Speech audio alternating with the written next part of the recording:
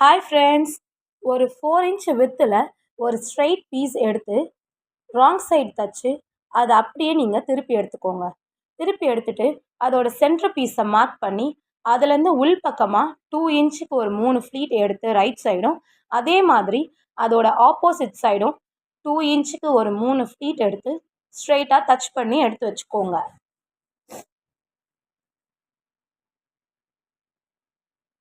இதுதான் நம்ம பாட்டமில் வந்து அட்டாச் பண்ண போகிறோம். நம்ம வீடியோவை இப்போ தான் ஃபர்ஸ்ட் டைம் பார்க்குறீங்க அப்படின்னா நம்ம சேனலை சப்ஸ்கிரைப் பண்ணிவிட்டு பாருங்கள். தச்சு எடுத்தாச்சு. இப்போ இந்த பீஸை நம்ம அப்படியே எடுத்து வச்சுக்கலாம். இப்போ ப்ளவுஸோட லைனிங் பீஸையும் நம்மளுடைய ப்ளவுஸ் பீஸையும் ஸ்ட்ரைட்டாக வச்சு ரைட் சைடே வச்சு நம்ம பாட்டம்லேருந்து ஃபுல்லாக ஒரு ஸ்டிச் போட்டு எடுத்துக்கலாம்.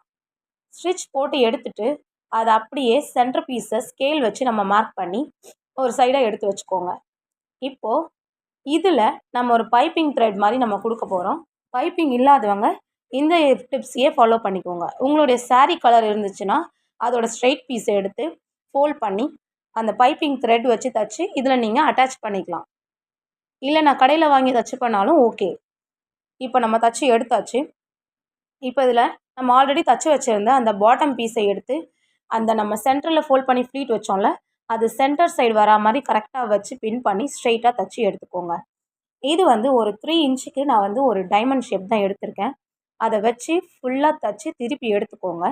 எடுத்துட்டு இப்போ பார்டர் சைடு நம்ம வச்சுருக்க அதே கிளாத்தில் வந்து பைப்பிங் மாதிரி தான் கொடுக்க போகிறோம். நாட் கொடுப்போம்ல நம்ம, அந்த மாதிரி தச்சு திருப்பி எடுத்துக்கிட்டு இந்த மாதிரி உள்ளே வச்சு 2 பக்கமும் உள்ளே வந்து ஒரு செயின் மாதிரி கவர் ஆகிற மாதிரி ரெண்டுத்தையும் ஒன்றா வச்சு நம்ம ஸ்டிச் பண்ணி எடுத்துக்க போகிறோம்.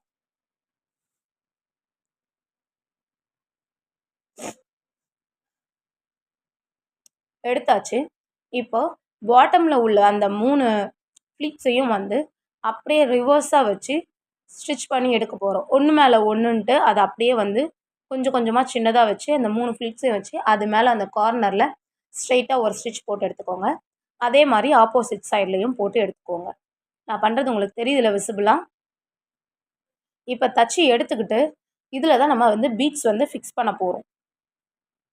இதுக்கு நான் கோல்டன் கலர் தான் எடுத்திருக்கேன்.